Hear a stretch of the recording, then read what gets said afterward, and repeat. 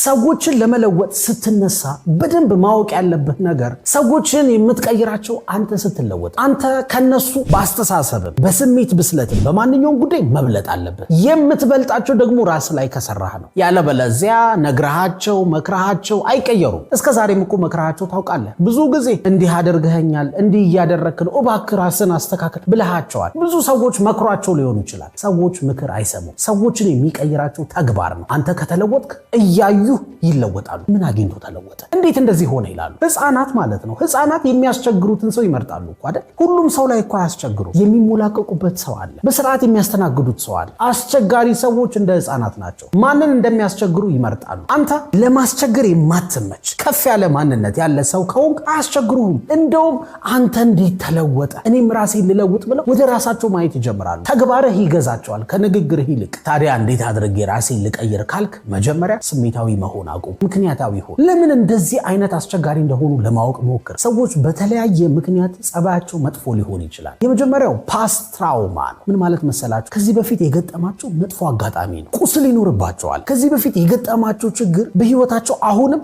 ደግሞ የሚፈጠር ሊመስላቸው ይችላል። ስለዚህ ሁልጊዜ ነገሮችን ሬዚስት ያደርጋሉ። በቃ ሁሉንም ሰው ይገፋሉ። ለምን? እንደ ድሮ እንዳልበደል፣ ያ ድሮ የደረሰብኝ ችግር አሁንም እንዳይደርስብኝ ብለው ራሳቸውን ለመከላከል ሲሉ በቃ መጥፎ ሊሆኑ ይችላሉ። ለሰዎች ጥሩ አመለካከት ላይኖራቸው ይችላል። ፍርሃት አለባቸው። ሁለተኛው ደግሞ ሎ ሰልፍ ስቲም ስላላቸው ሊሆን ይችላል። በራስ መተማመናቸው ወይም ለራሳቸው የሚሰጡት ግምት በጣም ዝቅ ያለ ሊሆን ይችላል። የበታችነት ስሜት ሊሰማቸው ይችላል። ሁሉም ሰው የእነሱን ስሜት እንዲጋራ ይፈልጋሉ። ስለዚህ እነሱ ጥሩ ስሜት እንዲሰማቸው ወይም ከፍ የሚሉ የሚመስላቸው ሌሎችን አብረው ዝቅ ካደረጉ ነው። አንተ የፈለግከውን አይነት ጥሩ ስራ ልትሰራ ትችላለህ። አለቃ ወይ የፍቅር ጓደኛ ወይ በዙሪያ ያሉ ሰዎች አይዋጥላቸው። እንደውም ትንሿን እንከንህን አጉልተው ሊወቅሱ ይፈልጋሉ። እነዚህ ሰዎች ውስጣቸው ሞልቶ የፈሰሰውን የበታችነት ስሜት የሚያረኩት አንተን በመተቸት ነው፣ አንተን በመስደብ ነው፣ ዝቅ በማድረግ ነው። እንደውም አንድ በጣም የሚታወቅ አባባል አለ። ረጅሙን ፎቅ መስራት የምትፈልግ ከሆነ ሁለት ምርጫ አለ። አንደኛው የራስህን ብቻ አስቀርተህ የሌሎቹን ሰዎች ፎቅ ታወድባለህ። ሁለተኛው ግን የራስህን ረጅም ፎቅ ትገነባለህ ይላል። እነዚህ ሰዎች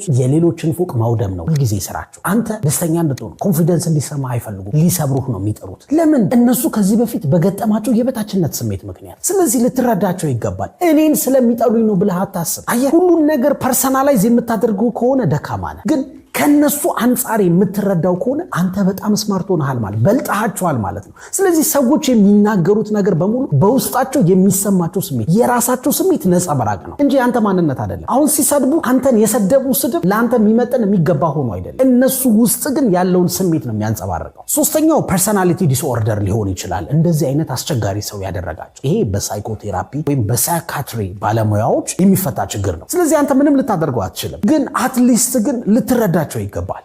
አንድ ነገር በጥሩ ኳሊቲ ልታዩ የምትችለው ከፍ ብለህ ከሆነ ለምሳሌ መንገድ ላይ እየሄድ የመኪኖቹን ፍጥነት አካሄዳቸውን ማወቅ ከፈለግ እዛው መሬት ላይ ከሆን የማየት ዕድል ጠባብ ነው። ከፍ ያለ ቦታ ላይ ከወጣ ግን ከላይ ወደታች ብዙ ነገር ማየት ትችላለህ።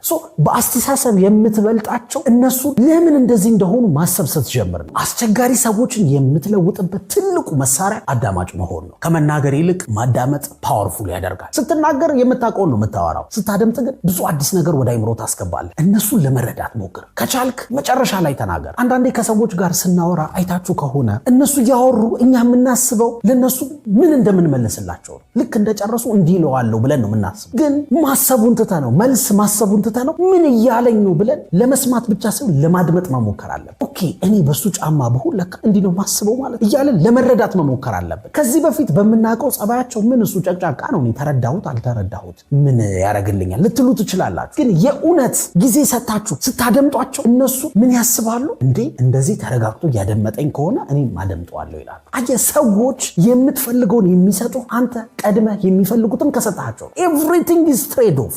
ሰጥቶ መቀበል ነው። ዝም ብለህ የምትቀበለው ነገር የለም፣ መስጠት አለብህ። ስለዚህ እነሱ ትልቁ ረሃባቸው መደመጥ መከበር ነው። ስለዚህ ታደምጣቸዋል። እንደውም ከተናገሩት ውስጥ አንተ የምታደንቅላቸው ኦር የምትስማማበት ፓርት ካለ ቀድመህ ትነግራቸዋል። በነገራችን ላይ ይህን ያልከውን ጉዳይ በደንብ እስማማበታለሁ፣ ጥሩ ሀሳብ ነው፣ እንደውም አድንቄያለሁ ይህን ማሰብ ልትላቸው ትችላለህ። ወይ ደግሞ በጣም እያደመጥካቸው እንደሆነ እንዲያስቡ ጥያቄ ልጠይቃቸው ትችላለህ። ባይዘው እዚህ ጋር ምን ማለት ነው ግን ስለገረመኝ ነው የጠየቁ ምናምን ስትላቸው አክብሮ እያደመጠኝ ነው ማለት ነው፣ ቦታ ሰጥቶኛል ይላሉ። አየህ፣ በመጨረሻ አንተ ተናግረው ሲጨርሱ ካስጨረስካቸው በተራህ አንተ ስታወራ ትልቅ ቦታ ይሰጠዋል። ለምን? አድምጣቸዋል። ከዛ በኋላ ደግሞ ሰምተህ ጥያቄ ጠይቃቸዋል። ከዛ ውስጥ ደግሞ የምትስማማበትን እያደነቅ ነግርሃቸዋል። ስለዚህ ረሃባቸውን አስታግሰኸዋል። ትጥቁን ይፈታል ያ ሰው።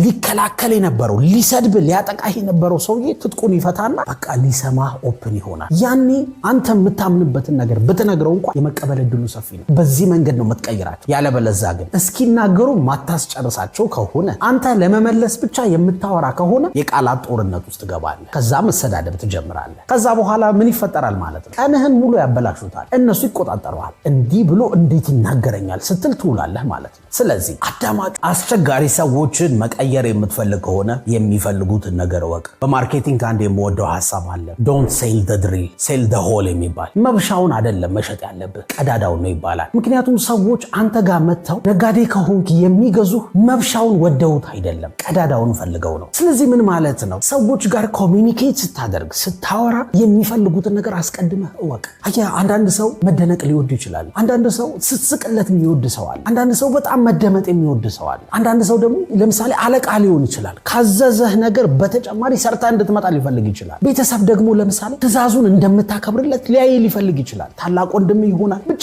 ኢንፍሉዌንስ ልታደርጋቸው የምትፈልጋቸው ሰዎች አስቸጋሪ ናቸው። ልቀየራቸው ፈልጋለሁ የምትላቸው ሰዎች ምን እንደሚፈልጉ አስቀድመህ ወቅ። ያኔ ነው የምትገበያየው። አየህ፣ ያ ሰው የሚፈልገውን ነገር ቅድም እንዳልኩ ነው ከሰጠኸው አንተ የምትፈልገውን ደግሞ በፈንታው ይሰጥሃል። ስለዚህ እነሱ የሚፈልጉትን አውቀህ ስትሰጣቸው በእነሱ አይምሮ ውስጥ የአንተ ኢምፖርታንስ ይጨምራል። እሱ እኮ ይረዳኛል፣ እኔ የምፈልገውን ነገር እኮ ያውቃል። አይ በጣም በቃ ለዚህ ሰው ያለኝን አመለካከት መቀየር አለብኝ ብለው ከራሳቸው ጋር መነጋገር ይጀምራሉ። ይሄ የሚሆነው አንተ ከበሰልክ ነው፣ አንተ ራስ ላይ ከሰራህ ነው። ለምሳሌ እንዴት አድርጌ የሚፈልጉትን ነገር ልወካል? ቅድም የነገርኩ መፍትሄ በጣም ወሳኝ ነው። አዳማጭ ሁን፣ አድምጣቸው። ስታደምጣቸው ንግግራቸውን ብቻ አይደለም፣ ሁኔታቸውን፣ ሰፈሪንጋቸውን፣ የሚያስጨንቃቸውን፣ የነሱን ስቃይ የሚያሳስባቸው ወይ ደግሞ በጣም ደስታ የሚሰጣቸውን ነገር ታውቃለህ። ስሜታቸውን ትረዳለህ አዳማጭ ስትሆን። ከዛስ የሚፈልጉትን ታውቃለህ። ያ ማለት ማስተር ኪ ማለት የፈለከውን ከፍተህ የምትገባበት ቁልፍ ነው። ስለዚህ የሚፈልጉትን አስቀድመህ እወቅ፣ ከዛ ትቀይራቸዋል።